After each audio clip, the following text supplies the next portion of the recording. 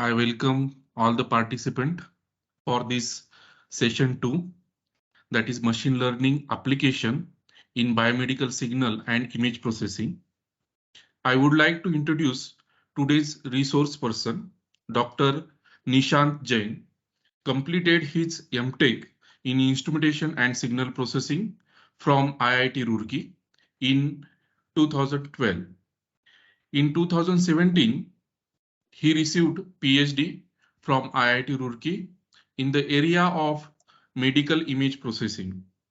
Presently, he is working as assistant professor at JP University of Information Technology, Solan, Himachal Pradesh. His area of interest include image processing, machine learning, and IoT. He has various publications in SCI indexing journal and currently guided 3 research scholars whose working area of medical image processing. He has given many talks in various FDPs and workshops in his career.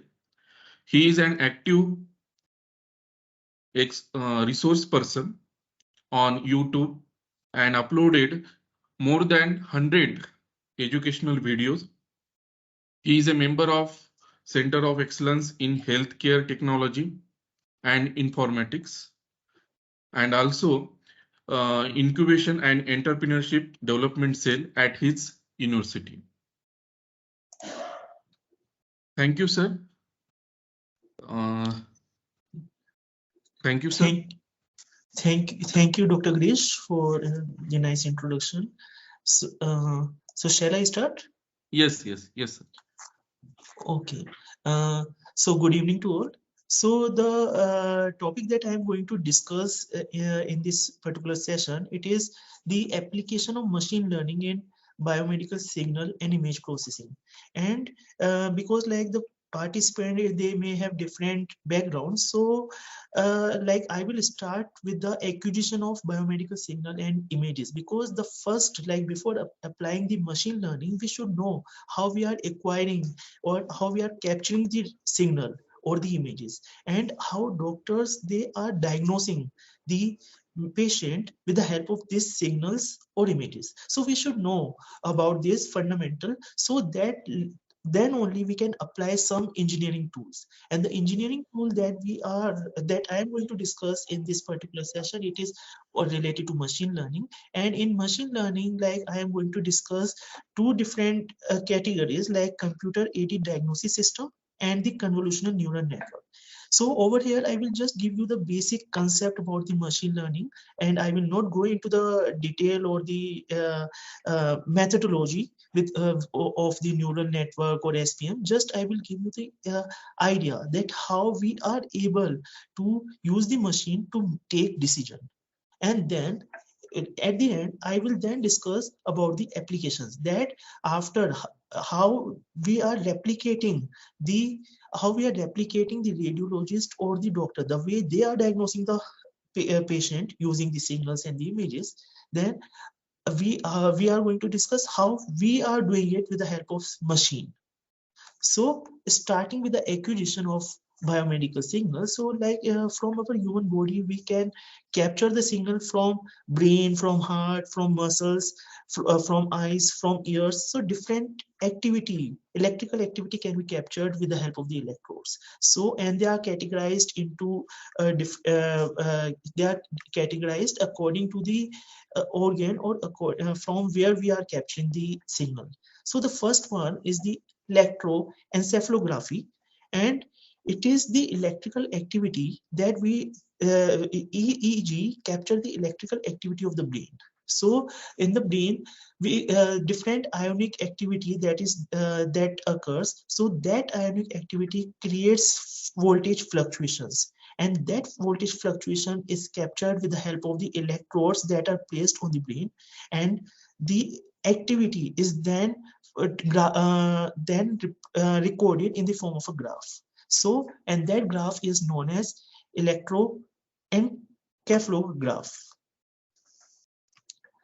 to capture the activity, we can place the electrodes. Either we can use 4 electrodes, 8 electrodes, 19 electrodes. It depends on the requirement. Like if we just this 4 electrode, they will just give you the basic idea about the brain. 8 electrode will give you little bit more detail, and 19 will give you more the detail for the severe abnormalities. So it depends on the requirement of the a diagnosis that for which we use 4, 8 or 19 electrodes. And the position are fixed. Fixed in the sense that these positions are fixed so that the proper activity can be recorded. If we are using a 16 channel, so from the 16 electrode, from this if we are getting this 16 channel EEG waveform, we are going to get waveform like this. And for a layman, like if we are going to see these signals, so it is quite difficult for us to get information from this signal and to diagnose the patient. But since doctor and the radiologist, they learn in their domain knowledge, they learn that how to analyze this signal. So they are able to read these signals, and looking at the signals, they are able to diagnose, and they are able to identify the type of the abnormality that is there in the patient. So for example, from this signal, in this signal, all the EEG signals, we have different rhythms known as delta, theta, alpha, and beta. And these rhythms can be classified with the help of the frequency and the amplitude.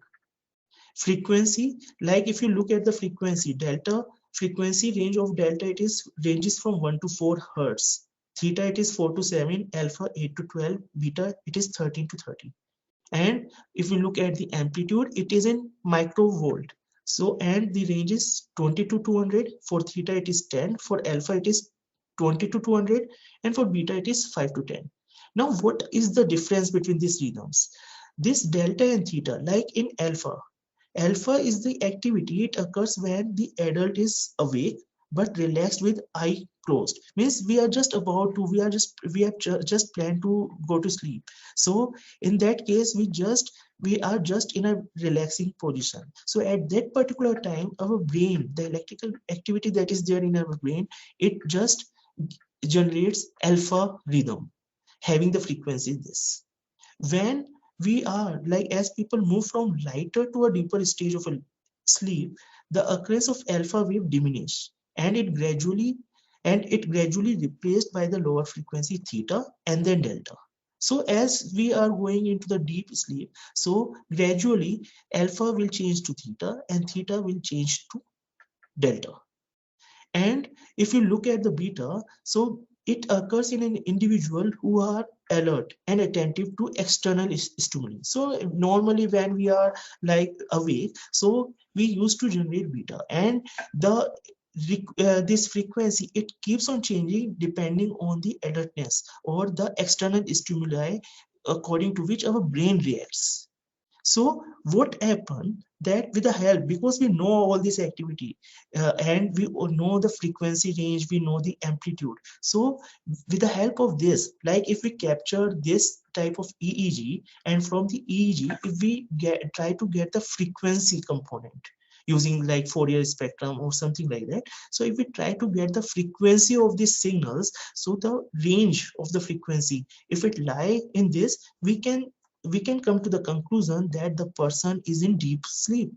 If the frequency lie in this range, we can predict that the person is awake. The person is not yet asleep, but the person is relaxing. So according to the frequency range, we can get some idea. Apart from this, there are some other events or activities that we can note in the EEG signal. Like we have a K complex, and what is K complex? That it is associated with a sharp component and often followed by 14 hertz waves. Means first the wave of about 14 hertz will be there, followed by this sharp component, and it occurs spontaneously or in response to a sudden stimuli during sleep with an amplitude of about this. Means if the EEG that is recorded. If in this recording, if we get a frequency range of 14 hertz, and just after that 14 hertz, if we get a sudden impulse, so we can come to the conclusion that the person was in sleep, and during the sleep there is some sudden stimulus. So it can be like in the dream the person has seen something, so that type of sudden stimulus can be there. And with the help of this amplitude also, we can determine whether there is a K complex activity in the EEG signal or not. And depending if it is K complex, we can predict something about the quality of the sleep. Similarly, another event, it is lambda wave, and it is related to the eye movement and are associated with visual exploration. Okay, and the amplitude, its amplitude is less than 50 millivolt with a duration of this. So if this type of wave is present in the EEG, then it simply means that there is some eye movement. Okay, so we just by looking at this, we just in the EEG signal, we just need to identify if lambda wave is present in this waves or not. If it is present, we can conclude that there is some eye movement. Another thing is like another event is vertex sharp transient or V wave, and it occurs spontaneously during sleep and in response to a sensory stimulus during sleep or wakefulness. We have mood rhythm. It is blocked or attenuated by contralateral movement, thought of movements, or readiness to move, or tactile stimulus. So overall, like these are the different activities or the events that may be present in this EEG. And when we need to diagnose the patient for different abnormality or for different activity, then we just need to identify whether these rhythms are present or not in the signal, or this type of events are present or not.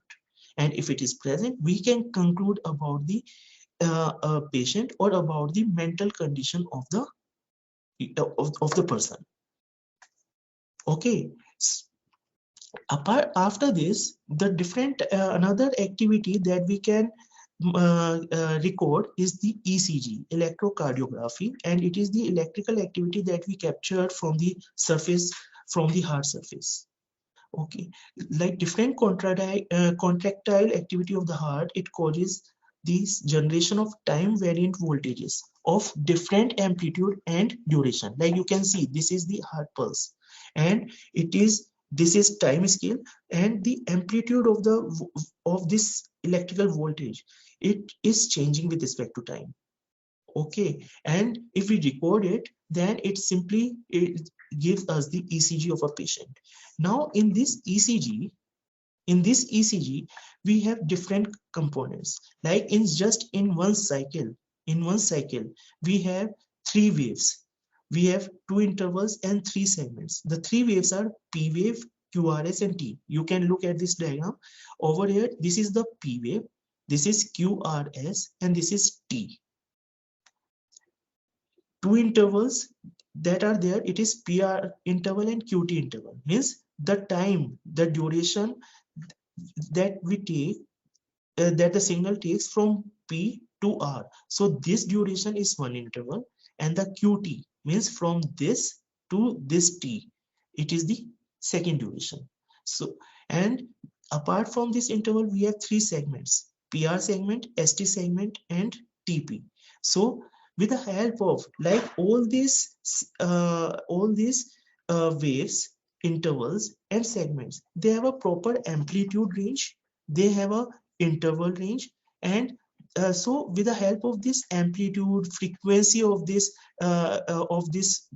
peak, and the duration between this PR interval and QT interval, it simply helps the doctor to diagnose the patient for the different abnormality that may be there. And the different abnormality that can be identified, it may be related to the myocardial infarction, coronary artery disease, multiple type of arrhythmia.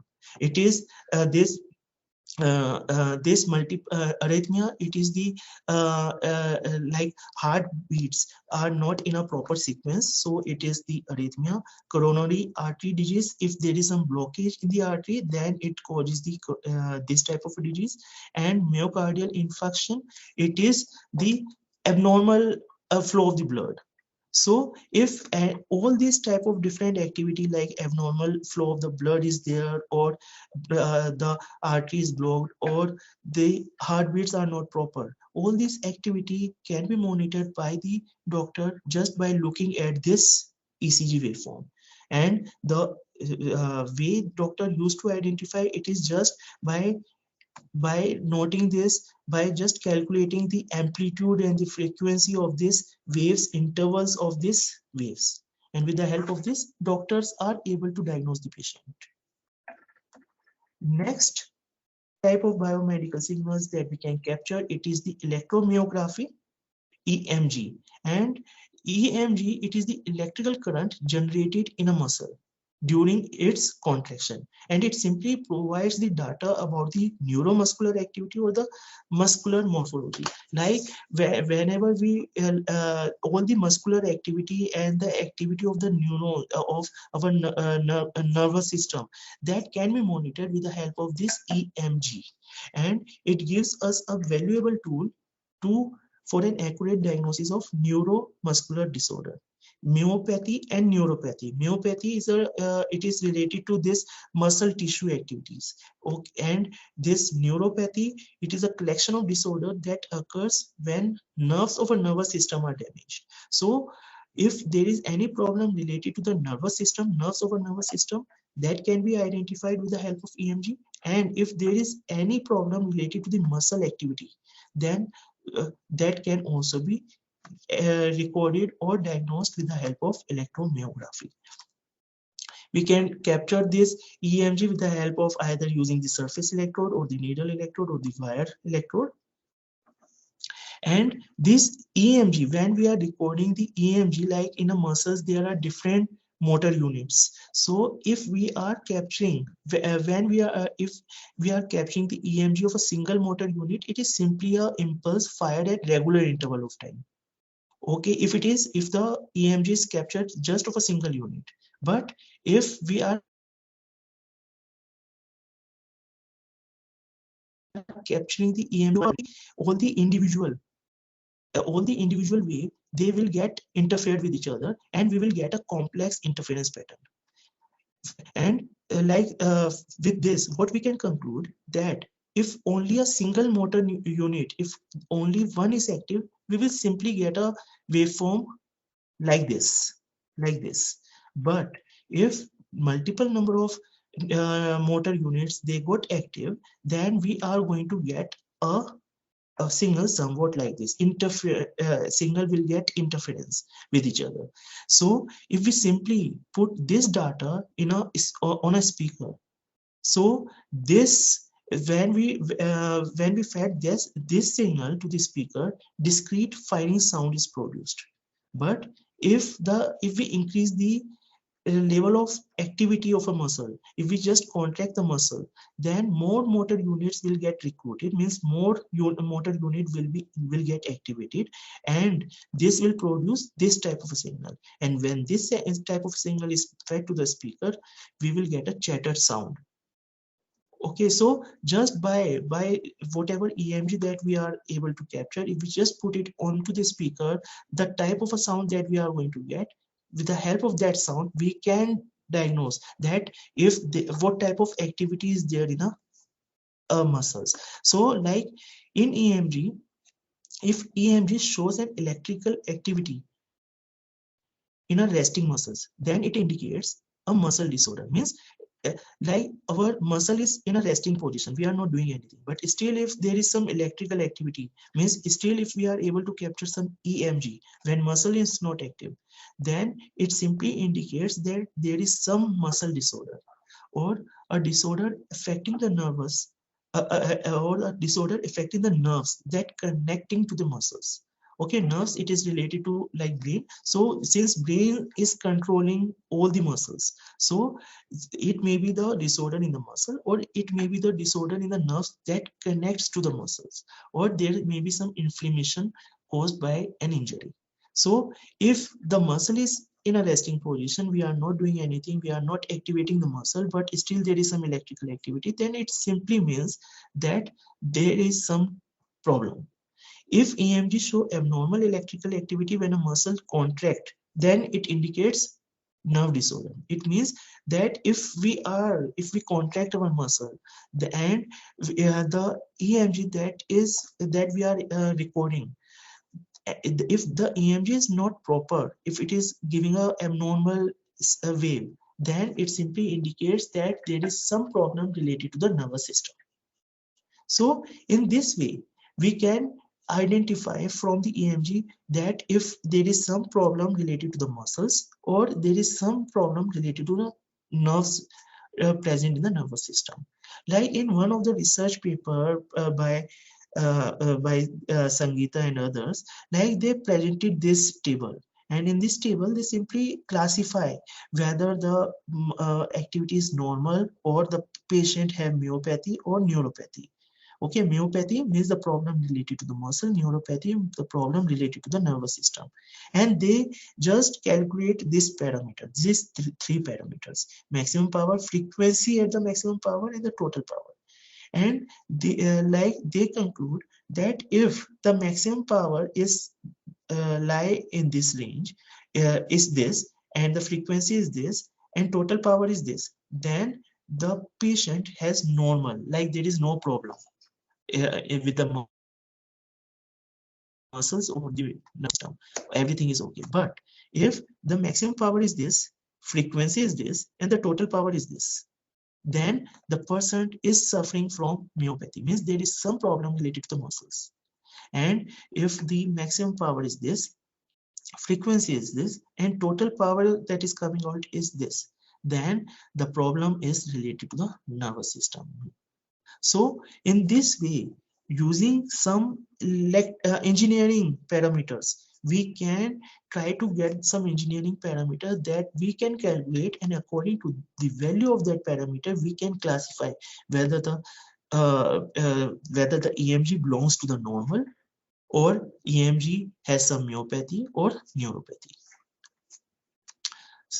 And the next biomedical signal that I am going to discuss, it is electrocardiography, EOG, and it is the signal that we capture from the eye movement. So we just place electrodes at this three position, and by placing the electrode at this three position, we are able to up to now, I have discussed about the different biomedical signals that we can capture. And apart from capturing, how doctors used to diagnose the patient with the help of this signal, that simply we need to look some of the parameters associated with the abnormality in these signals. And if these parameters are present, then accordingly, doctors predict the abnormality. And in the same way, if we try to develop some machine learning, if we try to develop some system or machine learning technique, then we can quantify all these parameters and can try to give this parameter to the machine learning machine to train the machine. Participants, if you have anything to ask, you can put it in a chat box. Okay. So after this, the next is that how we can acquire the medical images. So when we talk about the medical images, so the concept of acquiring the images, like if we if we just consider this particular block diagram, in this block diagram, if this is a sensor that is sensitive to the input energy, this sensor simply convert this input energy into the analog voltage signal, and then this analog voltage signal is converted into the digital value with the help of ADC, analog to digital converter. Now suppose if this input energy, if the sensor is sensitive to say light, then this sensor, like if light falls on the sensor, then that light intensity will be converted into the analog voltage signal and then to the digital value. If this input energy, if it is the X-ray, means if the sensor is capable to sense the X-ray, then this sensor will convert the input X-ray into the analog voltage signal, and then the analog voltage signal will be converted into the digital value. So it means that just depending on the type of the sensor, means the sensitivity of the sensor, whether the sensor is capable to sense the light or X-ray or MRI or ultrasound. So depending on the capability of the sensor, this we can simply convert the input energy or the input energy into the digital value. And why digital value is required? Because we are using the digital system. So at the end, we should need the digital value. Now, if we arrange this assembly in grid form, something like this, then we will be able to form an image. Means like this is one unit, this is another unit, this is third unit, and so on. So this unit will sense this signal that falls in this area. This will sense the signal that fall in this area, and so on. So all the unit will work independently, but overall we will get an image. So same concept, using the same concept, we can form the natural image that we capture from our mobile phone. We can scan the X-ray, we can X-ray the MRI, we can use the ultrasound energy, we can form any image just by using this principle. Only thing is that our sensors should be sensitive or should be capable to sense this particular input energy. So we can form different type of images. And when we talk about the images, so images, they are just a matrix, because like this image, it looks like this, it looks like a circle to me. Okay, it looks like color to me, but for a computer, it is just a number. Okay, so when we store our images onto the system, it is simply a number. And when we say the image processing, so it simply means that we are doing some manipulation. We are just manipulating the matrix associated with that image. So if I simply consider this particular image, this is a grayscale image. So it is simply a two-dimensional matrix. If I look at the color image, we know that any color can be formed by just mixing three colors, red, green, and blue, in different components. So it means that color image, it is a three-dimensional image. Okay, so but again, it means it is a three-dimensional matrix. So when we need to process the image, we need to form the relation. Like if we for this particular boundary, it must be all the matrix value or element of the matrix corresponding to this location, it must be same. So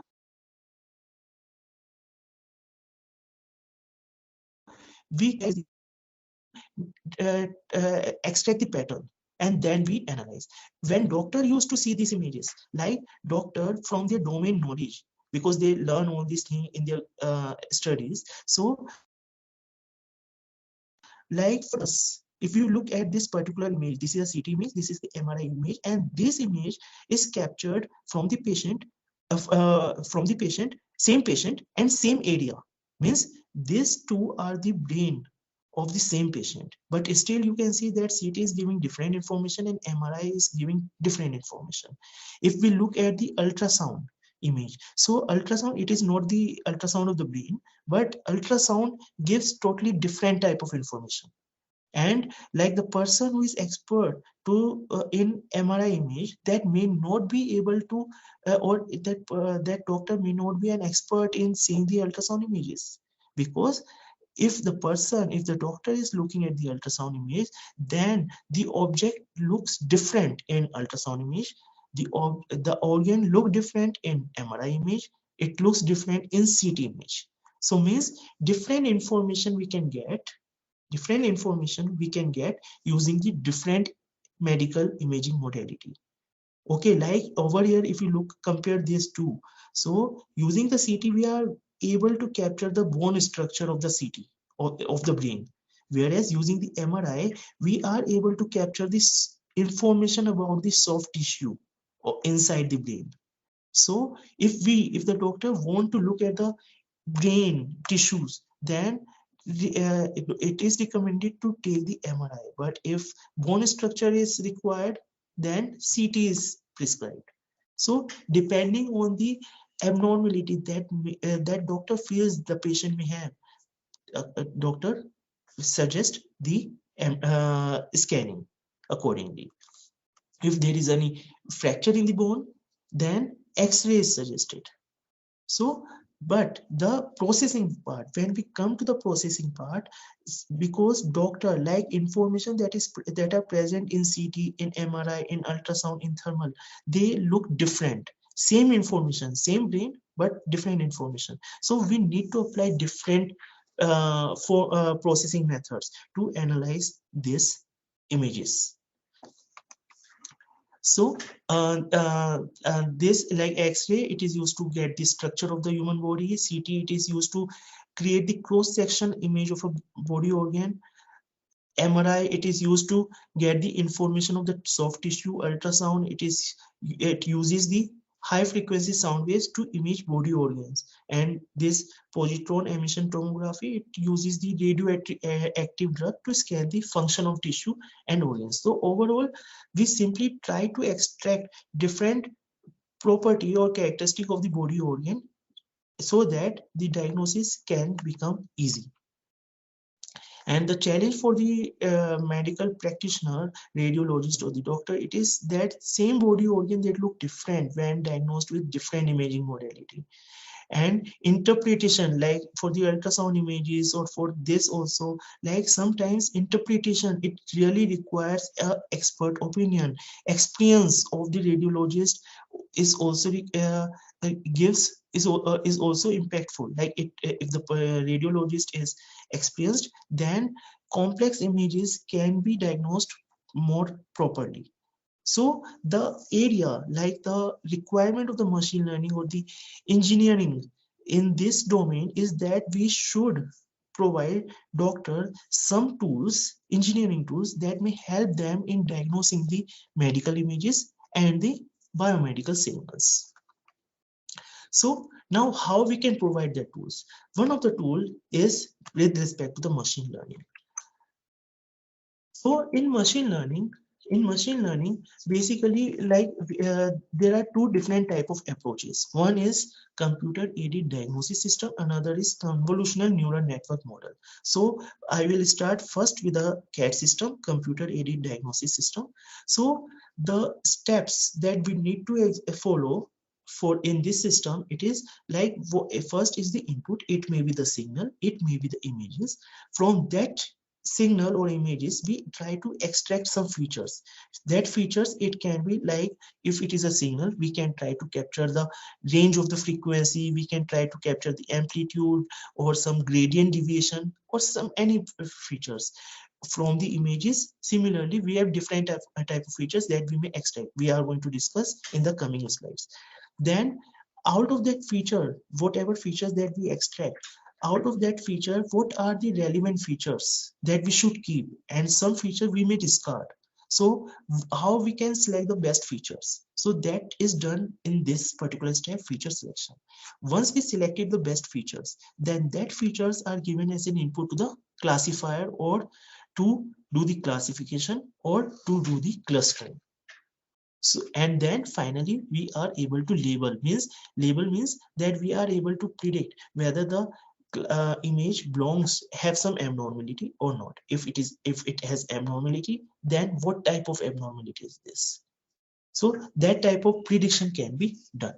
So starting with the feature extraction. So as I told you in the starting itself, that over here I am not going into the mathematical side. So I will just give you the idea. I will just give you the idea that what we mean by feature extraction and how extracting the feature really helps in making our machine in making machine learn properly. So the first, if you look at this particular waveform, so could you find the difference between these two waveform? You can type the answer. And one thing, like if you look at the shape, it is exactly same. So what maybe the difference in these two waveforms that you can see? You can type in a chat box or you can unmute yourself and you can answer. Like I am in this particular question only, that over here I am just going to tell you how we can extract the feature and what is the relevance of the feature, extracting the feature. So we are on that particular question only. Are you going to explain how you are going to do feature extraction in MRI images? Yeah, I will explain. Means I have put the slides, so I will explain it. Thank you, sir. Thank you. So over here, if you look at these two waves, the shape is exactly same. Okay, but if we look at the range, like in this particular wave, it ranges from -10 to 10, whereas this particular it ranges from 10 to 20. So with the help of this range can be the parameter that differentiate between these two waveforms. Waveforms are shape is same, but amplitude range is different. So depending on the range, we can classify these two waveforms that looks exactly same. So that this range can be one of the parameter with the help of which we can classify whether the waveform belongs to class A or class B. If you look at this waveform, it is simply the sine wave. But could you identify or could you name what type of a waveform it is?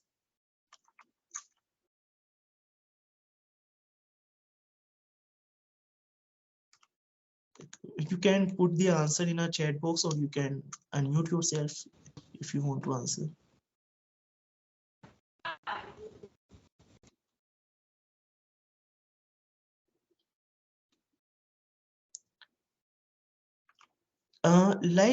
If to analyze this signal, if we simply do a Fourier transform, if I simply represent it like it is in time domain, varies with respect to time. If I simply take the spectrum, means I just represent represent this waveform in frequency domain, then I will just get a single impulse at a particular frequency, because this is sine wave contains only once a frequency. Now, similarly, if I simply do a Fourier transform of this particular signal, then the Fourier spectrum will give me this frequency spectrum, means only two impulse, one at this frequency, another is this. And just by looking at the spectrum, I may conclude that this particular waveform, it consists of two sine waves of different frequencies. Means it is over here, it is simply the sine waves. And I simply, like in a MATLAB, I simply add two sine waves of different frequencies.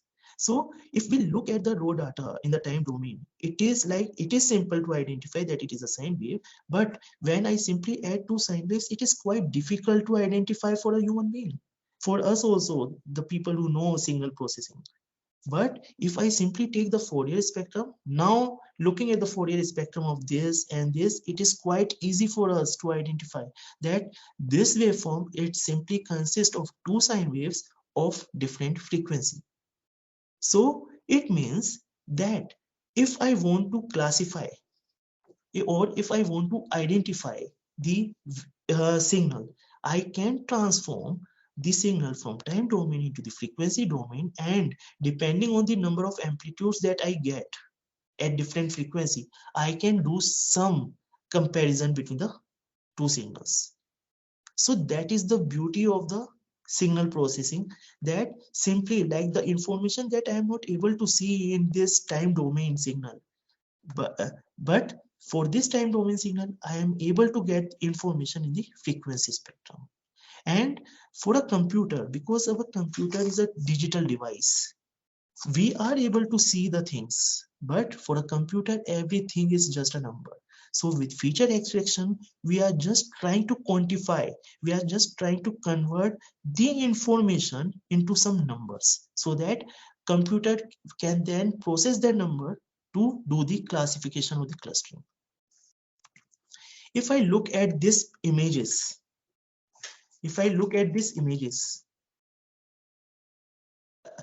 this is one image, this is second image, third, fourth, and so on.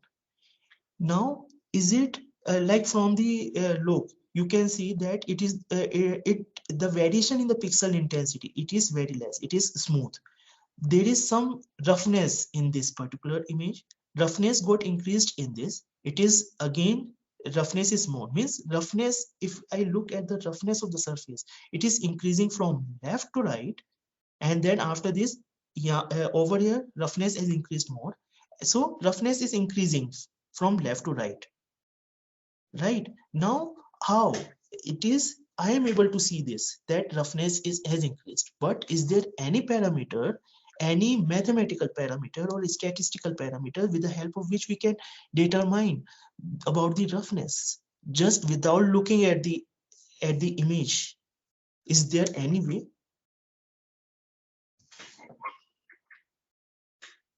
Now simply, if I calculate this standard deviation, means like as I told you that for image simply means a matrix, and matrix has the values. Each and every element of a matrix will have some numerical value.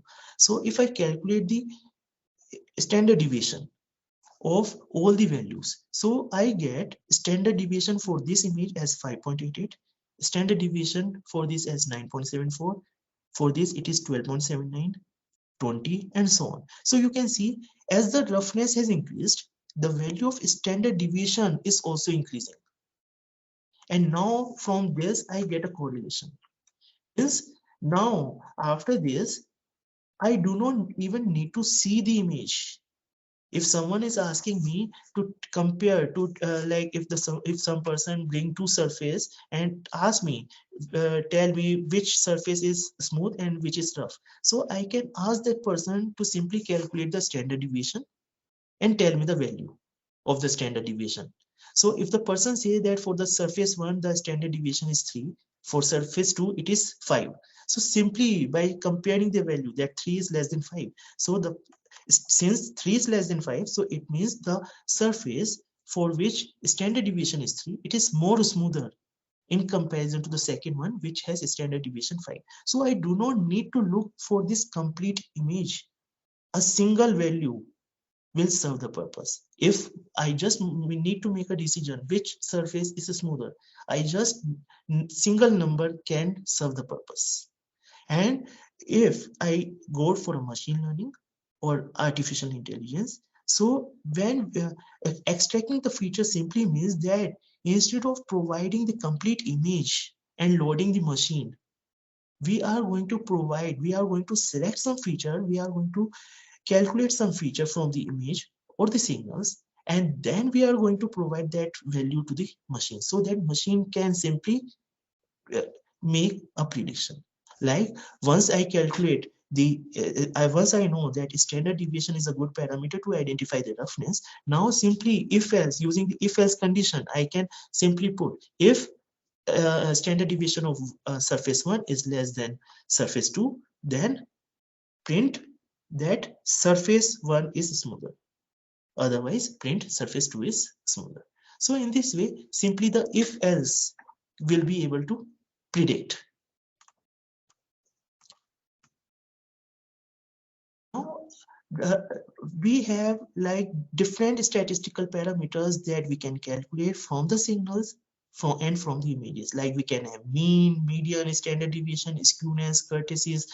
We can calculate the minimum value, maximum value, range, entropy, energy present in the signal, power, root mean square, percentile, difference between the two percentile, and many other.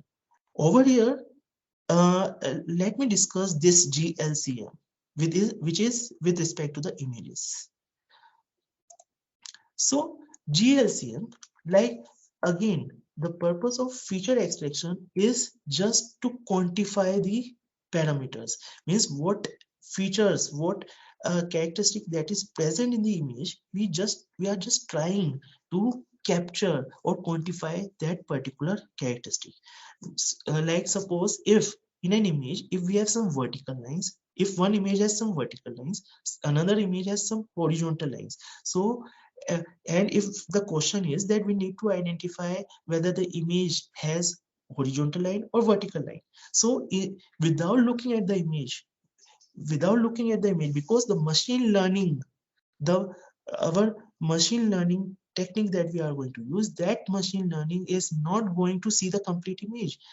We need to provide the quantified value, the features we need to provide that, and with the help of that feature, machine should be able to predict what type of characteristic is there in the image. So over here, if you look at this GLCM, so it is a second order texture measure based pixel pair relationship, and GLCM stands for Graylevel Co-occurrence Matrix. If I want to calculate the GLCM, then I first of all I need to decide like what is the D, means the distance between the two pixels, and I also need to determine the angle theta. So suppose if I decided that I will just consider D as 1 and theta is 45, means all this pair of pixels, means if one pixel is there and another pixel is located in this direction, then I will form a pair of these two pixels. For example, suppose if we have this image, okay, I simply, like if I have this image, I simply take the consider it as a matrix, and if this matrix has this value 0 1 2 3 and so on. So first of all, I need to calculate determine the GLCM matrix, Graylevel Co-occurrence Matrix. It is the Graylevel Co-occurrence Matrix calculated for D equals to 1 and angle is 45 degree. So in this image, I just need to determine all number of pairs between having value 0 0, number of pairs having value 0 1, number of pairs having value 0 2, and so on. So if I try to look at the number of pairs having value 0 0, so if I start from this pixel value, this one, so corresponding to this there is no pixel over here, so I have to skip this complete row because all these values does not have anything to form a pair over there. So I will go to the next line. In the next row, if I consider this 0 to 0, so at angle 45 and distance 1, we have 2. So it can be a 0 2 pair. Okay, but it is not a 0 0. First of all, I need to calculate the number of pairs having value 0 0. So I will move to the next, and over here I found this is 0, and at angle 45, I again get a 0 pair. So it is 1 0 0 pair oriented at angle 45 degree, and the distance is just 1. Now after this, I will go to the next row. This is 0. Again, it is forming a 0 2 pair. I move forward. It is forming a 0 1 pair. I move forward. It is another 0 0 pair.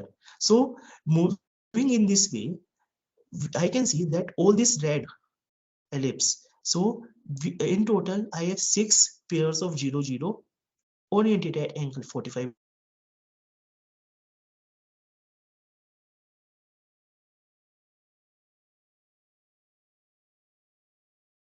degree. Will check the number of pairs between 0 and 1. So again, I marked it with red, with green. So in total, we have 1, 2, 3, 4, 5, and 6. So 6 number of 0, 1 pairs. Similarly, 0, there is no 0 3 pair. And then 1 0, 1 0, this 1 0 and this 0 1, it is different. 0 1 means that the pixel that I am considered at angle 45 degree, the value is 1. Like if I consider this, it is 0, at 45 degree, it is 1. If I look for 1 0, it means, this one. This is 1. So at angle 45 degree, we have 0 over here. Okay, so it is 1 0 pair. It is not a 0 1 pair because we are considering this particular pixel, and with respect to this pixel at an angle 45 degree, we are just checking what is the value of the pixel. So 1 0 and 0 1, they are different. So considering all the 1 0 pair, we have total 7 1 0 pair, 5 1 1 pair, 4 1 2 pair, and so on. So in this way, we can form a GLCM matrix, Graylevel Co-occurrence Matrix. Once we form the Graylevel Co-occurrence Matrix, then we will determine the probability. For determining the probability, this is the GLCM matrix that I obtained. So I will just add all these numbers. Adding all this number, it will give me 49. So I divide all this number by 49. 6 by 49, 6 by 49, 2 by 49, 0 by 49, and so on. So this gives me the probability. And once I get the probability, now from this matrix, I can determine this different texture parameters that are defined by the Herelick. Herelick is a scientist who has discovered this GLCM matrix, who has given this theory. So after the determination of this GLCM, I can then determine all these features. Over here, just for the explanation that what is the relevance and what type of feature GLCM can calculate, I am just going to consider the first two parameters, the angular second movement and the contrast. The formula to calculate the angular second movement, it is simply the summation of all the probability that we obtain. Means we obtain this matrix. If we simply take the square of all these values, and if I then add it, I will get the angular second moment. To get the contrast, the formula is this. And this formula can be represented with matrix also. Over here, this n square, it is this, like n square, the value will be 0, 1, 4, 9, and so on. And if I multiply this value with the probability matrix, this matrix, then after multiplying this with the probability matrix and adding all the values, I will get the contrast. For example, if I consider this particular image, in this image we have the horizontal rows. You can see this is one strip of this brown shade, this is white shade, this is brown. So, and over here I just consider for the explanation purpose, I just consider value 1 and 0.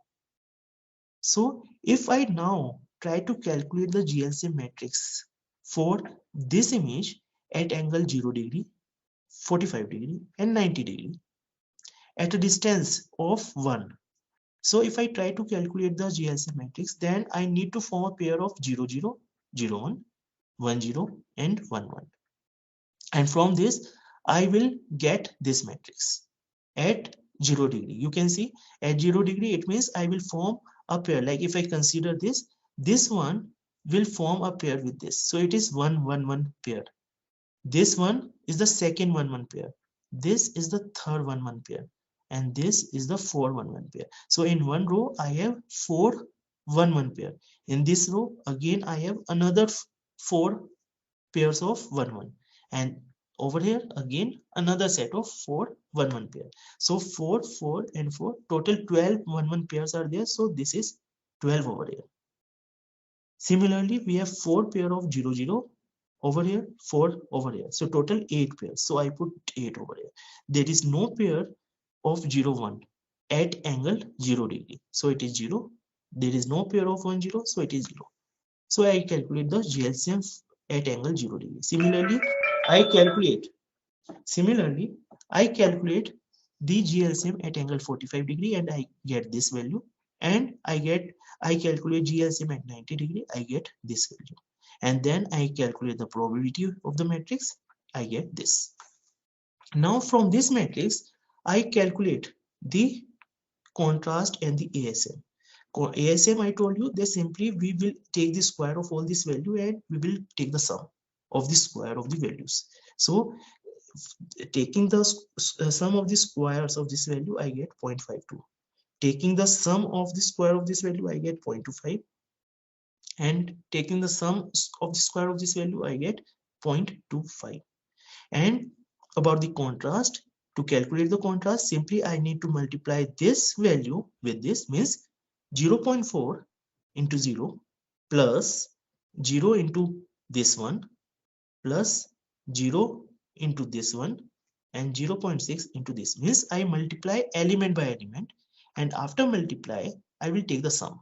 So it means that if we are going to get all zeros, because 0.4 into 0 I get 0, 0 into 1 I get 0, this 0 into this one I get 0, 0.6 into 0, I get 0. So overall, the contrast at angle 0 degree, it is 0. At angle 45, calculating in the same way, at angle 45, I get contrast as 0.5. And at angle 90 degree, I get a contrast as again 45. I get a contrast as 0.5. Now, if I change the image, and previously we have horizontal lines, now we have a vertical lines. And again, if I calculate the GLCM at different angles, 0 degree, 45 and 90 degree, and then I get the probability matrix. And after getting the probability matrix, if I again calculate the contrast and the ASM. So now in this particular case, you can see that the contrast, I am getting the contrast 0 for angle 90 degree. And maximum ASM I am getting for 90 degree.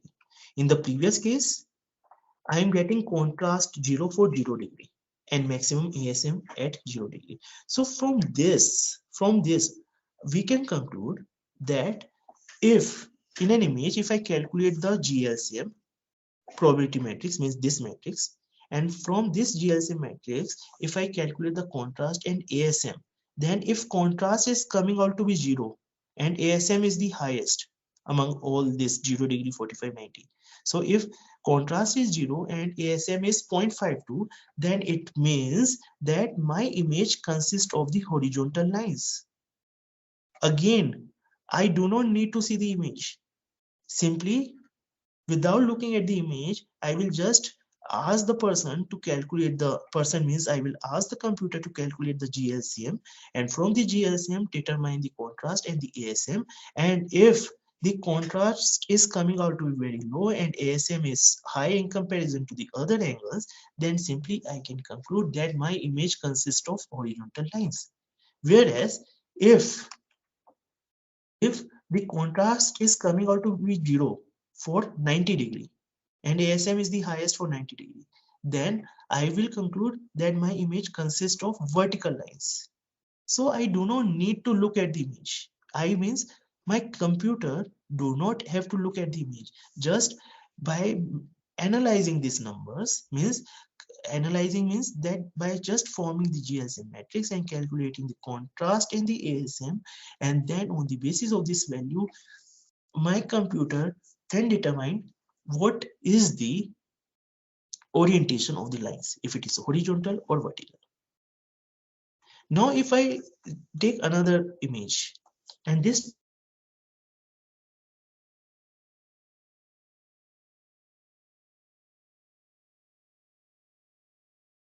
time, and again I take the probability. After taking the probability, I calculated the contrast and the ASM.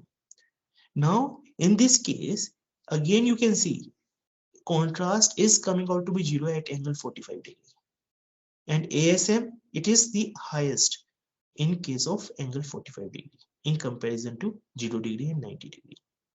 So again, just by calculating the contrast and ASM, I can predict, means my computer can predict what is the orientation of the lines in the image. If it is horizontally aligned, or it is vertically aligned, or it is oriented at 45 degree.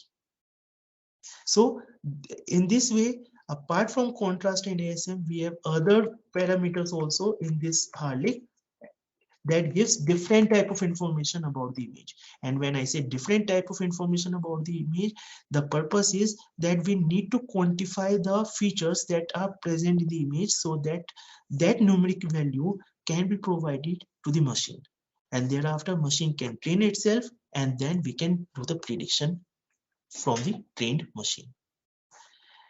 Another, when we are doing a feature extraction, because like selecting, like as I told you that there are different feature extraction techniques that are available. So to determine which feature extraction technique I should use, to come to that conclusion, I should know the relevance of the values. Means like contrast. If we are talking about the contrast, so the contrast in an image, it simply means how easily we are able to classify between the two colors. How easily we are able to classify between the two colors. So over here, if I am calculating, like over here, if I am calculating the contrast at 0 degree, in this case, I am trying to calculate the contrast at oriented at angle 45 degree. Means what is the contrast if I move at angle 45 degree in this direction? When I am calculated at 90 degree, I am just trying to calculate the contrast. What is the difference? What is the contrast if I move from top to bottom or bottom to top? So what is the contrast is in this angle? So as you can see, if I move from left to right, the value is not changing. The value is not changing. So it means the contrast is 0.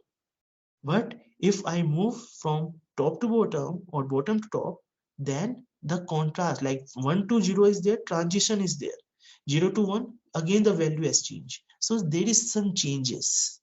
So when there is some change, then it means that our contrast, it has some contrast, image has some contrast.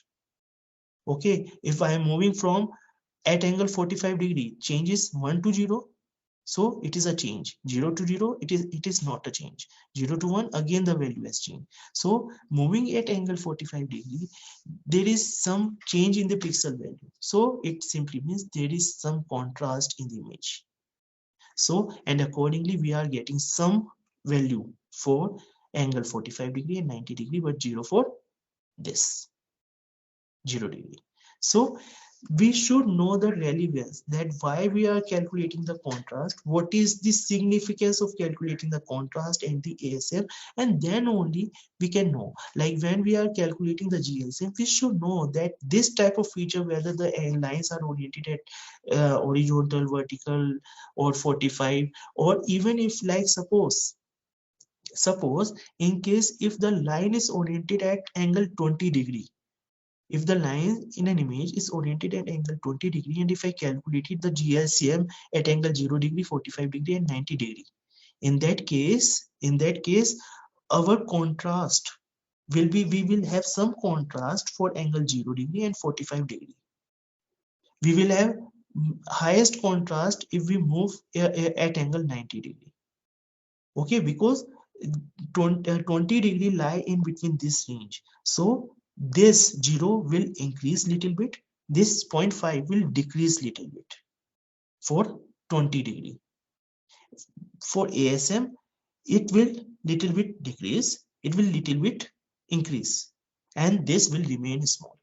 So it means that if we are not getting a 0 value, but we are getting some value like 0.1, 0.2, accordingly we can check, we can conclude that lines are not at 0 degree, but they are not 45 degree also. So it lie between 0 and 45 degree. So accordingly we can get the orientation of the line. And the overall purpose, that I do not want to see the image, I just want to quantify the features that are present in an image.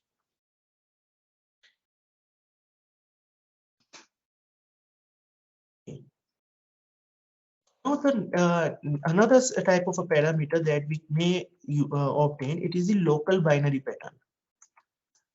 If anyone have any doubt with respect to the GLCM, you can type it or you can ask.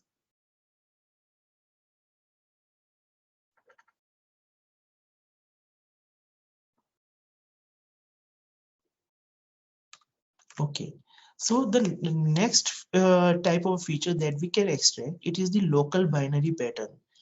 Now, local binary pattern, to calculate the local binary pattern, again the purpose is just to quantify the features. So when we are doing the local binary, when we are calculating the local binary pattern for an image, so suppose if this is an image, and if from at this particular pixel, if I just get the values of the matrix, 3 by 3 matrix, okay, means this is the center pixel 8, and this 11, 13, 10, 20, 17, 11, 8, 7, they are the neighboring pixels. So for this I am going to calculate the local binary pattern. So to calculate the local binary pattern, the formula is this, that we will simply set the value as 1 or 0 if the center pixel, like if this pixel, if the neighboring pixel, if it is greater than the center pixel, we will make the value as 1. If the neighboring value is less than the center pixel, then we will make the value 0. So like we start from this 11. So since 11 is greater than 8, so we make the value as 1. This 13 is also greater than 8, so it is 1. 10, 20, 17, 11, 8. All are greater or equal to the center pixel. So all the values are 1. The last one, it is 7. It is 7. So since it is less, so it is 0. So once we get this binary pattern, then we convert it into the decimal equivalent number. So the decimal equivalent number for this, it is 254. So 254 is the local binary pattern for this pixel located over here. Now suppose the problem with the local binary pattern is that it due to some reason. So if it got rotated, the orientation or the position of the neighboring pixel, they will over here. But due to the rotation, all these values also get rotated in such a way that 7 comes over here and 11 shifted towards right, 13 towards right, 10 shifted towards left, towards bottom. So all this shifted by one position in clockwise direction. 7 comes over here. 7, 11, 13, 10. Now, if I again use this formula to calculate the local binary pattern, now the 0 comes over here. Okay, previously 0 was over here, but now 0 comes over here, and the decimal equivalent for this particular binary pattern, I get the value 127. Means my image is same. It is only slightly rotated version of the previous one, this one. But a slight rotation simply changed the local binary pattern. Previously it was 254. Now after rotation it is 127. So now it means it is not a fruitful parameter because it got changed with the rotation. So to make it rotation invariant means that even if the image got rotated, the value should not change. So to make it rotation invariant, some researchers, they proposed this thing, that they simply proposed that whatever is the image, we will calculate in the local binary pattern. After calculating the local binary pattern, we will make all the shifting, binary shifting. Like for 254, for this image, we get this pattern, right? So we will do the shifting. We will shift this complete pattern by one position towards right. Okay, towards right. And this element, this value will be shifted over here. Okay, so you can see all this 7 elements, they are shifted by one position towards right, and this one, it is we put this at the over here. And now if I calculated the decimal equivalent number for this, I get 253. After this, I again make a shift by one position towards right, and then I calculated the decimal equivalent number, I get 251, then 247, 239, 223, 191. So you can see I have done all the shifting. And after doing all the shifting and after getting all this decimal equivalent number, the minimum decimal value that I obtained, that will be selected. So so we are not going to select this 254. Our local binary pattern for this image is for this image, first image, it will be 127.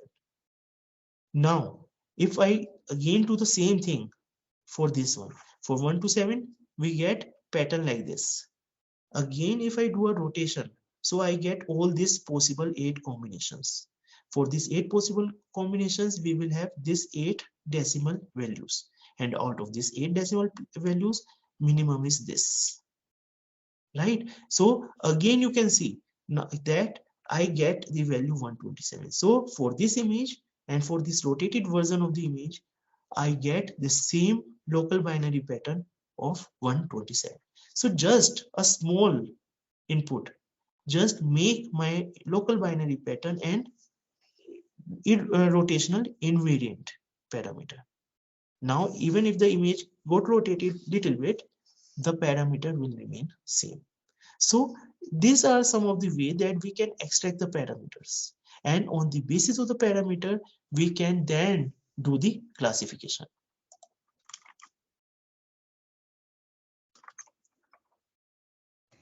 Now, coming back to this, once we extract different type of features, like there are there are a large number of statistical features and other parameters that we can extract from the image or from the signals. Now, which one we should use? So that depends on the domain expertise. Means we can ask the domain expert like radiologists and the doctors, and we can try to get idea from them. Like as I told you that in the EEG signal, we have alpha, beta, delta, theta rhythms. So, and all difference between the rhythms, main difference is the frequency range. So from the domain expert, I can get that information. In the EEG, the time interval between the two peaks, the amplitude of the peaks, the distance between the two ECG waveform, that difference, they gives the abnormality, they gives doctor an idea. So I will ask the doctor that what are the parameters that they look in the images or medical images or the biomedical signals, and according to that, then I will try to quantify that parameter. So if doctors say that amplitude of the signal, it's give relevant information, so I will try to get the amplitude of the signal mathematically, and then I will give that information to my machine learning. If the doctor say that frequency that are present in the signal, that gives important features, and that helps the doctor to predict the abnormality, then I can try to calculate the frequency and the corresponding amplitude at a particular frequency, and that information I can try to give to my machine, and so on. So according to the domain expert, because it is not possible, means it is possible, because we can write a program for all these parameters, but it is the best way to select the parameter is that we should ask the doctor or the expert in the area about how they used to predict, and accordingly we can try to select the features. Once we extract the feature, sometimes it is also required to do the standardization of the data, because there may be a chance that for some particular value the range lies from 0 to 10, for some other feature the range lies from 0 to 1, for some third feature range lies from 0 to 100.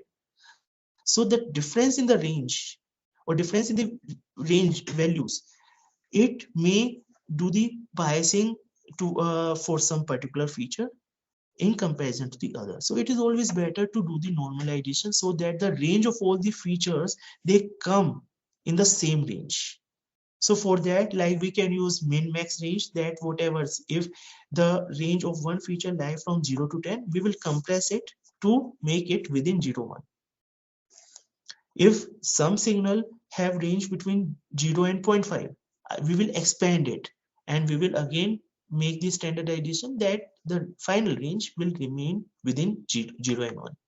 Or we can have a Z-score normalization, and with this normalization we just our data, after this normalization our data will have 0 mean and unit standard deviation.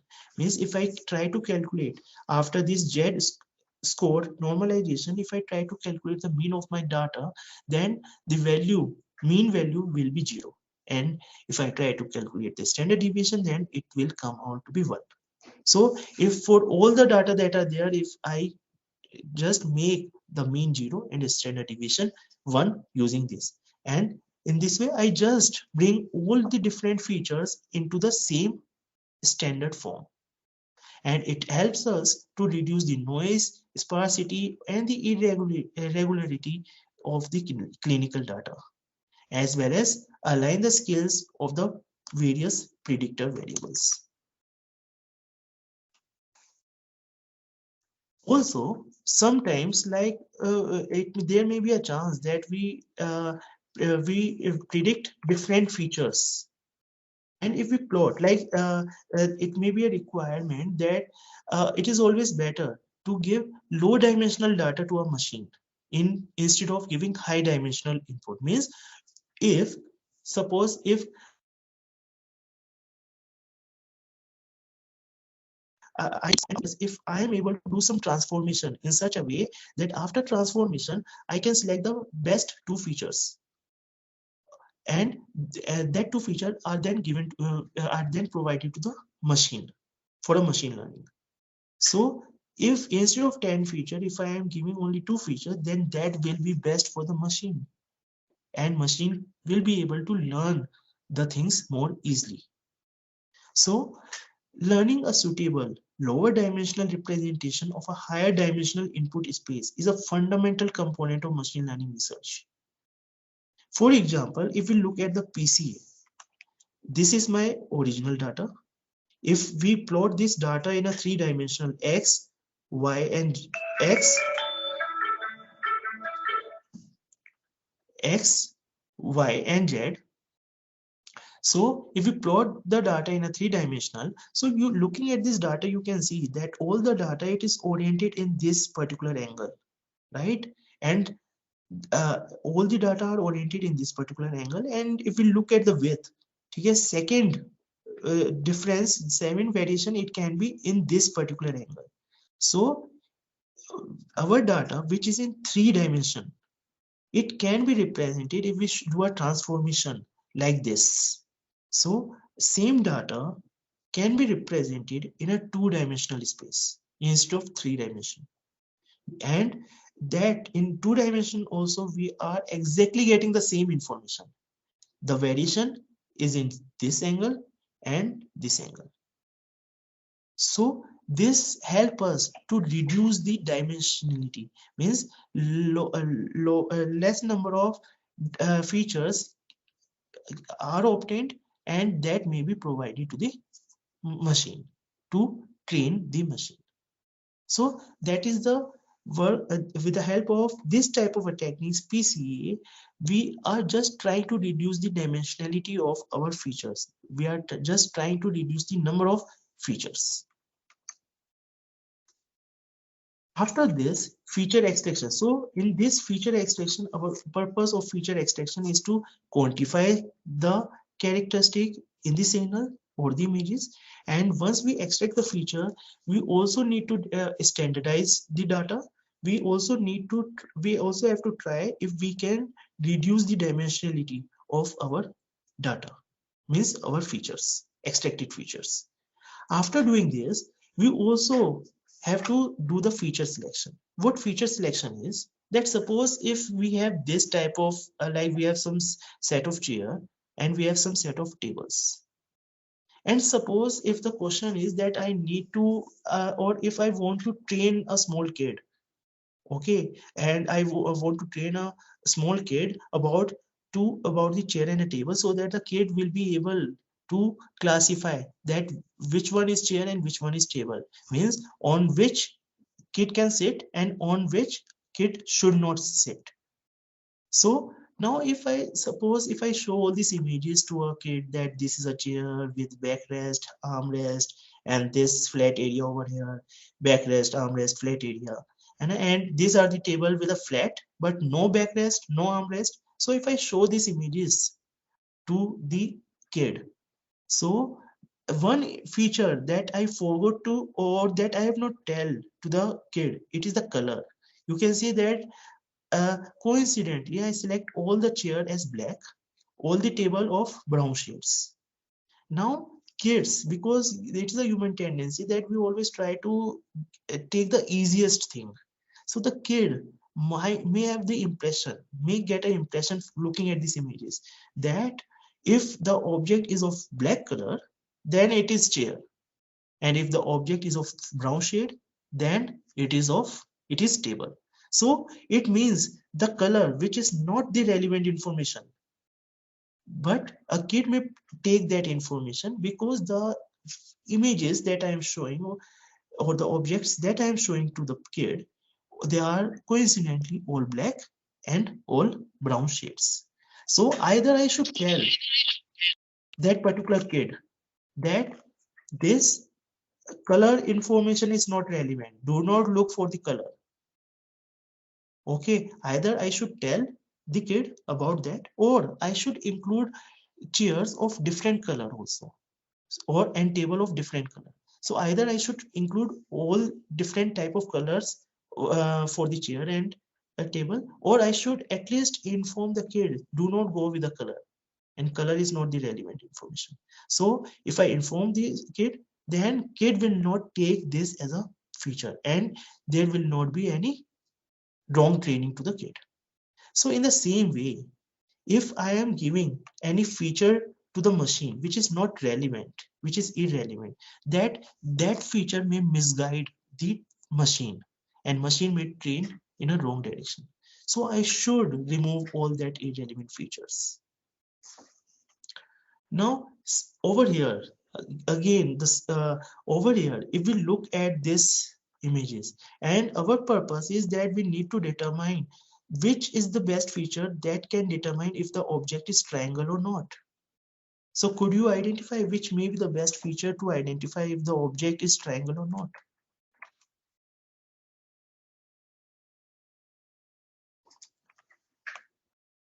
Now over here, the feature, again, it should not be the color. The feature, the relevant feature is that triangle has 3 lines, and the angle between the 2 pair of lines, the sum of the angles between the 2 pair of lines, it should be 180 degree. So we should first get the information whether there is some straight lines or not, and if there is a straight line, then what is the angle between the 2 pair of lines, and that will give me the better picture, or that information, the straight line and the sum of the angle between the possible pair of lines, if it is 180, then I can conclude that it is a triangle. But selecting color as a feature is irrelevant, and that may misguide my machine. Another thing that we need to see in feature selection is about the redundant feature. Now if you look at this particular graph, like with respect to the time, this is feature 1 and this is feature 2. Now both this feature, they are varying in the same way. Like if it is going in this, if the curve is like this in feature 2, in feature 1 also curve is like this. So exactly the same variation is there in feature 1 and feature 2 with respect to the time. So since variation is same, so it's better to discard one feature, because both are giving the same information, exactly same information. So it is always better to take only one source of information. If the source of information, the two sources of information are providing the same information, then it's better to take only one source, one feature. So in this, we can select either this feature, feature 1 or feature 2, but only one should be selected. So this will avoid giving redundant information to the machine. So this is about feature selection. And once we selected the relevant features, then we come to this classification task. For the classification, especially when we are going for a neural network. So neural network, the perceptron, single neuron, it is a single neuron. So single neuron can classify the data by just forming a straight line. Like in our school days, we know that if in a graph, if it is a boundary, so if the value of the equation, if this is the equation, if we substitute the value of x0, x1, in this equation,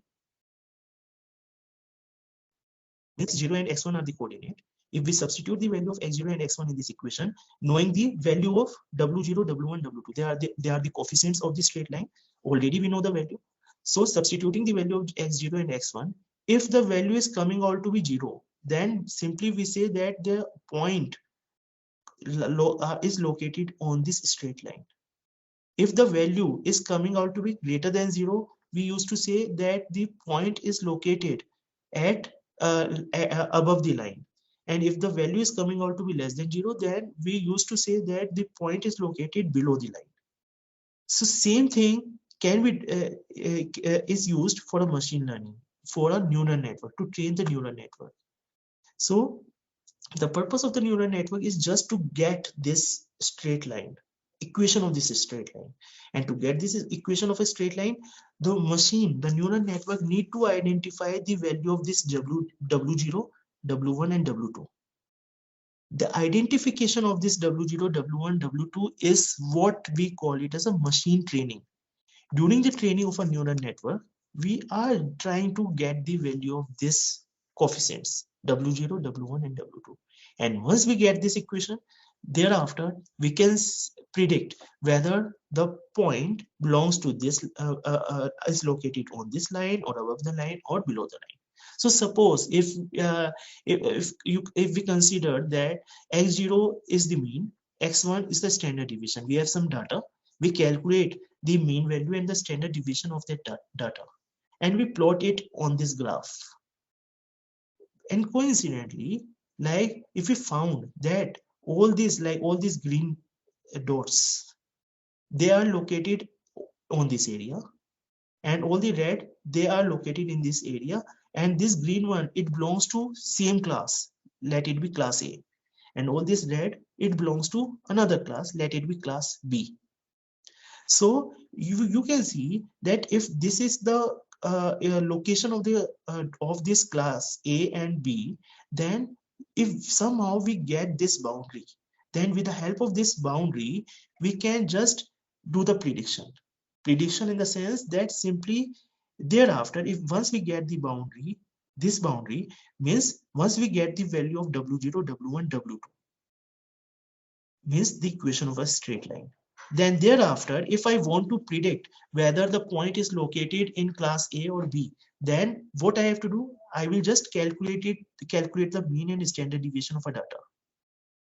And after calculating the mean and standard deviation, I will substitute this value x0, x1 in this equation. And if the value is coming out to be greater than 0, I will say that it belongs to class A. Whereas if it is coming out to be less than 0, I will simply say that it belongs to class B.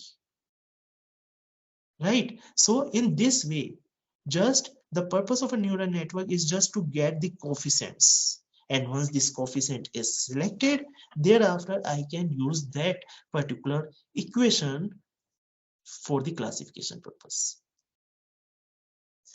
Neural network can form only a single equation. Neural network means only one neuron of a neural network can form one single straight line.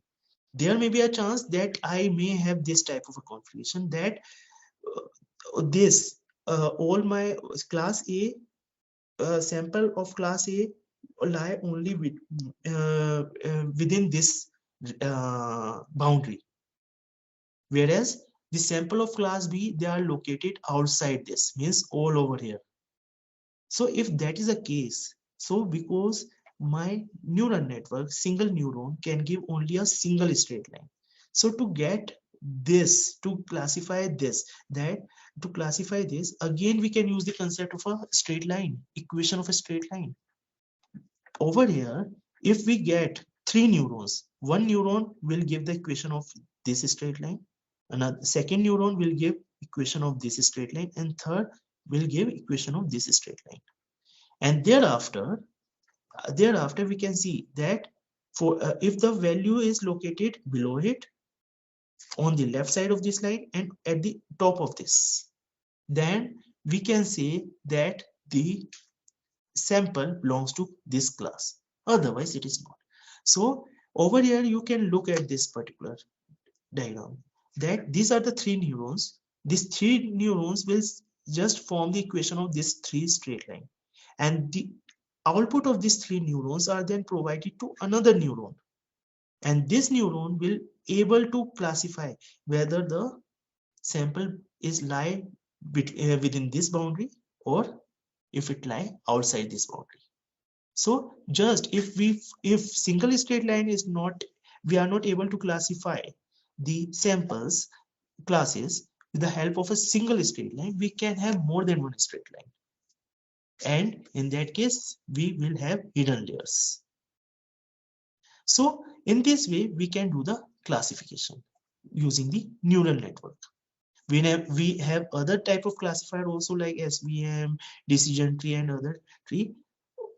The purpose is just whatever feature that we are extracting, somehow we need to make the make our system, we need to train our system for that particular features. This is about the classification. Clustering simply means that suppose if in advance I do not know that to which class my sample belongs, like I do not know if it is class A, class B, or class C. So what I can do, I simply plot the data. I calculate it, like suppose this is mean, this is a standard deviation. I calculated mean and standard deviation of all the data that is available with me, and I plot it. And after plotting, if I try to make a cluster, like this can be one cluster because all these points are near to each other. It can be another because they are located near to each other, and this can be the third one. So if I am able to form the cluster, so there may be a chance that all this, they may belongs to one category, this belongs to another, this belongs to third. So in this way, I am just trying to analyze the patterns that are there in the sample, and according to the pattern, I can form the clustering, and I can then do the classification. So this is about the CAD system. Now coming to the CNN model. CNN model, like in the CAD system, we have extracted the features, means we have decided that which feature we should select, we should extract. Then we decided how to select the features. We do the normalization, also standardization of the data. So all that steps is done by us. In CNN, all the feature extraction technique is done on its own, means automatically it is done. We are not going to predict anything that which feature we should extract. It will be done automatically. How? In CNN model, we have this convolution layer, mainly the components that are there in the CNN model. It is convolutional layer. We have a ReLU and pooling, and the fully connected layer. So we can have different number of convolution layer, ReLU. We can have different number of pooling layer. So what is convolution? Just over here, if this is my image, and this is my filter, so to do the convolution of this and this, simply what I do, I just move this particular, like this is my filter, I put it over here, and then I will simply multiply and do the summation. So for this particular, I will get the value 1. Like for this, you can see 1 cross 1, 0 cross 0, 0 cross 1. So I just do the multiplication of this with this, and then I add all the value, I get 4. So convolution, with the help of the convolution, I am trying to get the weights. I am trying to get the features. Now in CNN, this values 10, 10, 10, this values is selected by the machine itself during the training. Means we are not giving the value to these features. In the starting, randomly we are going to give the values, but thereafter these values will be upgraded according as per the training. So in the CAD system, we are not changing this filter. If I am trying to calculate the frequency spectrum, so I am not modifying it, okay, during the training. If I calculated a frequency spectrum, I have calculated. Thereafter, I have not modified it. But over here in CNN, the features that I am extracting, the weights, this weights of the convolution layer, it is also like upgraded as during the training phase. So according to the output, according to the desired output, according to the different type of classes, the weights can be different. And so with the help of a convolution layer, we are extracting the features. After extracting the features, we pass all these features through the ReLU. ReLU, simply what ReLU is going to do, like over here we get all the positive value. But if we get some negative values, so that negative value will be converted into 0 by this ReLU, rectified linear unit. So it just make all the values, negative value as 0. And then we have the pooling, and it is a process of downsampling and reducing the size of the matrix. So suppose after the convolution and after applying the value, if we get this particular image, so we simply downsample it. To do the downsampling, what we do, we just form a group of 4 pixels like this, 2, 2, 9 and 4. So in this, we are just selecting the maximum pixel value. So 9 is the maximum pixel value, so we take 9. It over here it is 7, so we take 7. Over here it is 8, so we take 8. Over here we have 6, so we take 6. So in this way, with the help of a pooling layer, we are able to do the downsampling and we are able to reduce the size of the matrix. So only the relevant and the most relevant feature, like over here 9 is the most relevant feature, 7 is the most relevant feature. So only the relevant feature we are taking to the next level. And this series of convolution layer, ReLU, pooling, we can have n number of convolution layer depending on the requirement. Okay, so in this way, we at the end we are at, like over here we have this convolutional ReLU, then pooling layer. After pooling layer we get this. After on this we again apply the series of convolution layer. Again we do the, after pooling we get this. Now once we get this, all the information, suppose if this is the type of the image that is present at this layer, so we just arrange this in a vector form. Vector form means that we just put it first column. After first column, we put the value of the second column. Means it will be 2, 9, 8, 3, and after 3 we will put the value 2, 4, 5, 1. So all the values are arranged in a single vertical matrix. Vector, we used to call it as vector. And that vector is then provided to the fully connected layer. This fully connected layer, it is our neural network. That all the features that we have extracted up to this layer, using that feature, now we are training the system.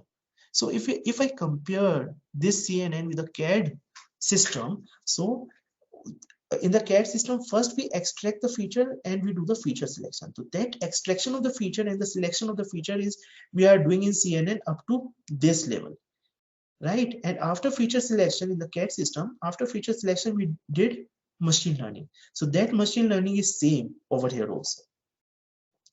So the only difference is that while extracting the feature in CNN model, we are updating the weights of the filter, of this convolutional filter. And by updating the weights, machine is able to get the relevant feature on its own. If the features are not relevant, then machine update the value of the weights.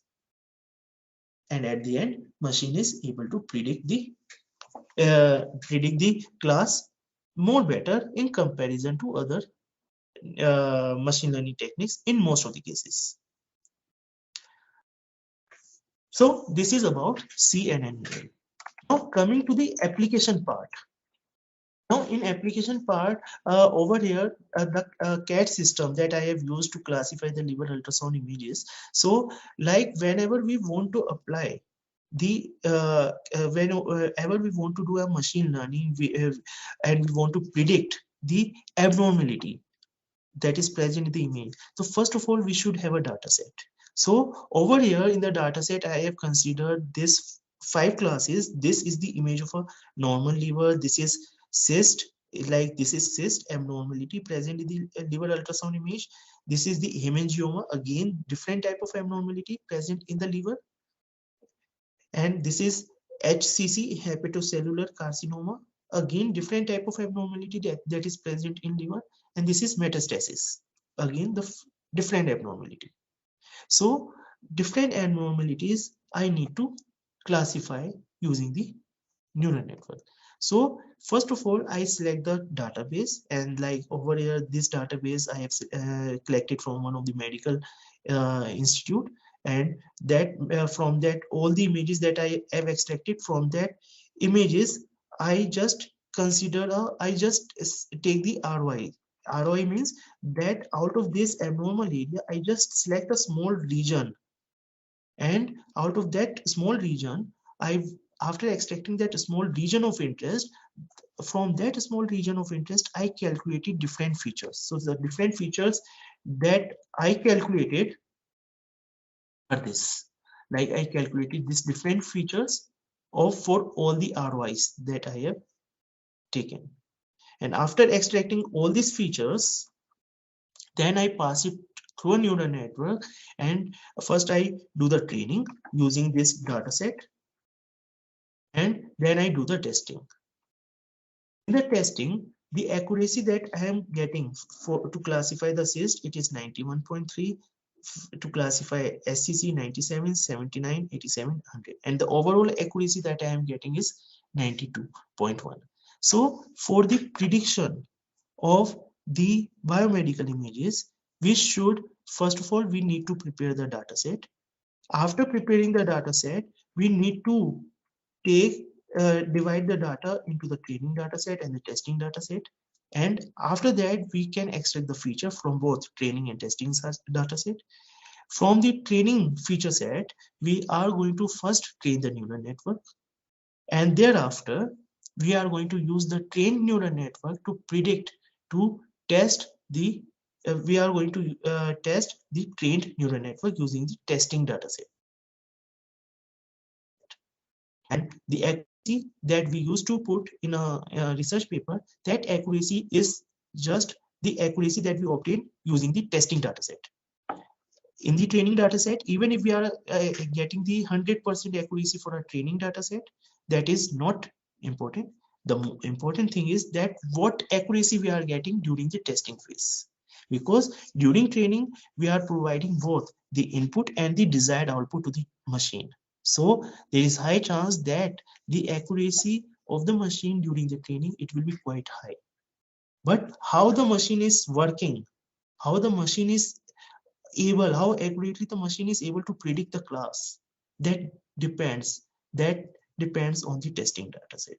Means testing data set will give us the idea about the efficiency of our machine.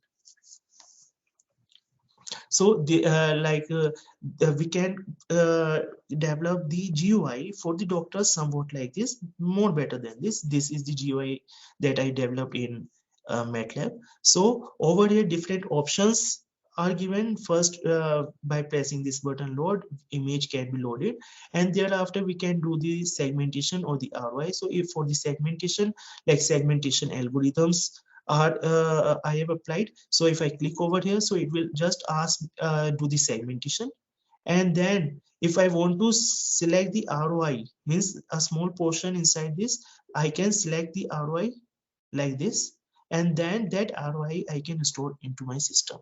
Thereafter, I can extract the features and then do the classification. So feature extraction, and then if I click on this classification, it will simply tell me the class that it is a focal liver lesion that is present in the image. So in this way, we can just provide a software to the doctor. If our software, if our machine is working properly and with a high accuracy, we can provide this software to the doctor that may help the doctor in diagnosis.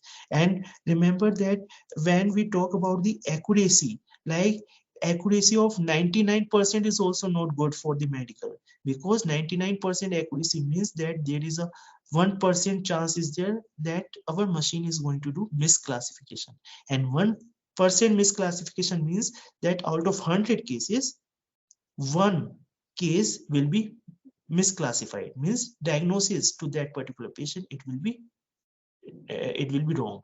And if because of this particular software, if we cannot afford the life of even a one patient, so the accuracy of 99 or 99.99 also is not good.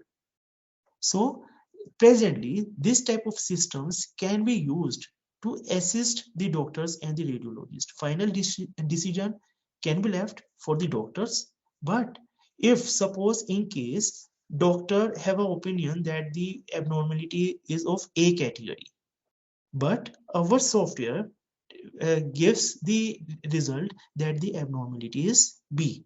So if there is a conflict between the opinion of the doctor and the software, then in that case either the case can be put in front of the more experienced radiologist or doctor, or same doctor can re-examine the abnormality, the images again.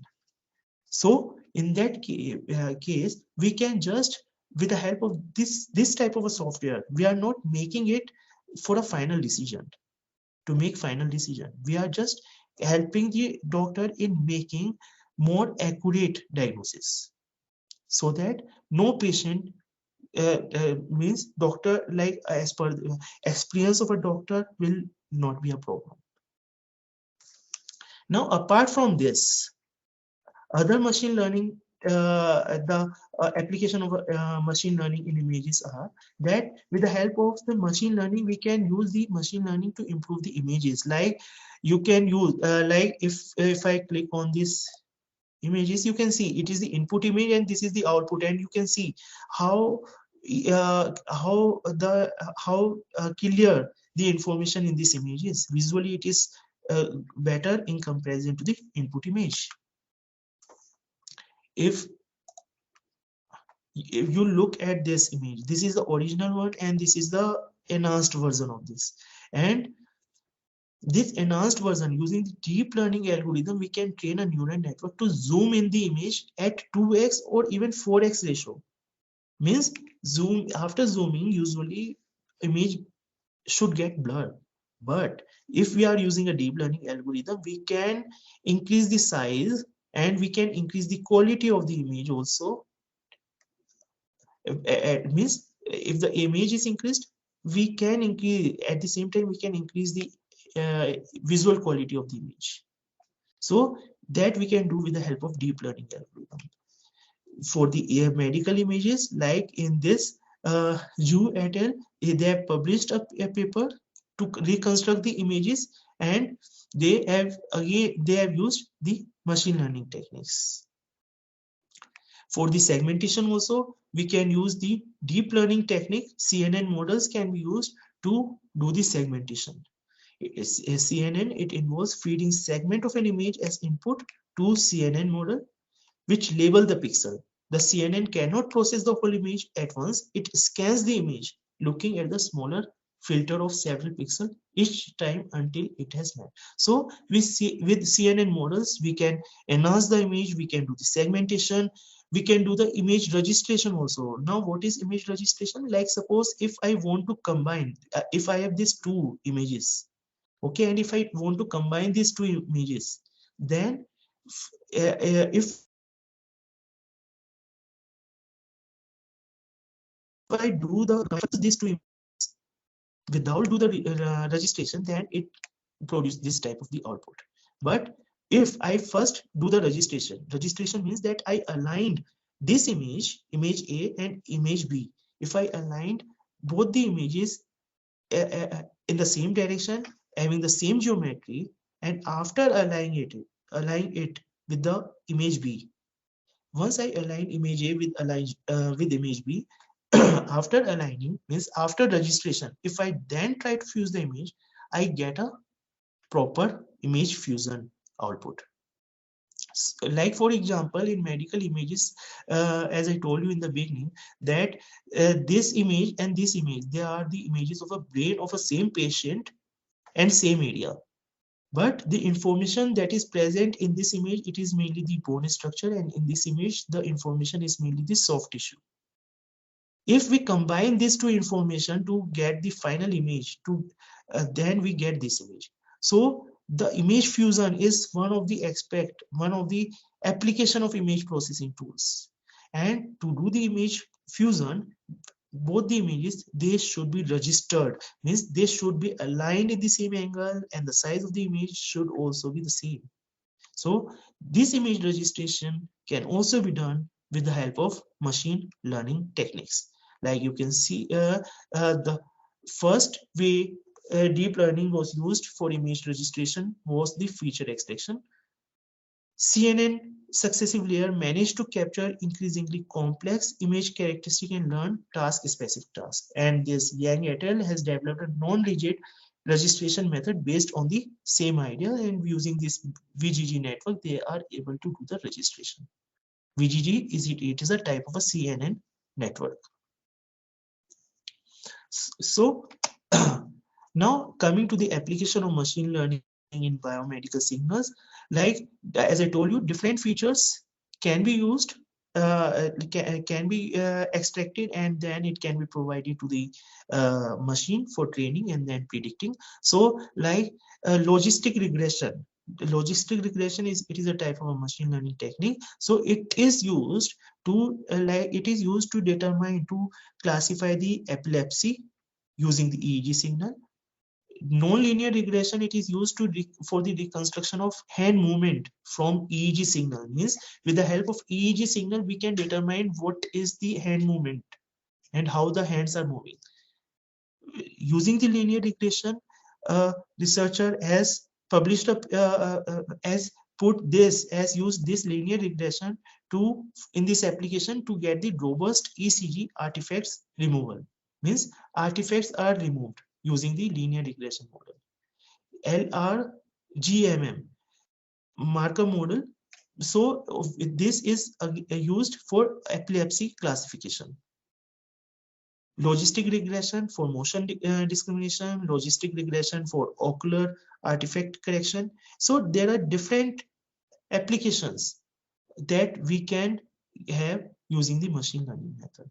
If we talk about the SVM type, again, different things can be SVM can be used for different things with respect to EEG. And ANN, again, it can be used for epilepsy seizure anticipation, for epilepsy classification. It can be ANN and SVM together can be used to analyze the EEG cross section and so on. So there is huge applications of machine learning in both biomedical signal and image processing. For ECG, like ECG using the deep learning algorithm like stack denoising autoencoder with sparsity constraint, we can classify the heartbeats. We can do the classification of arrhythmia using this stacked sparse autoencoder. We can do the classification of arrhythmia classification using this UNET, LSTM, and so on. We can do this classification also using this DBN. So this is all about the application of the biomedical signal and image processing.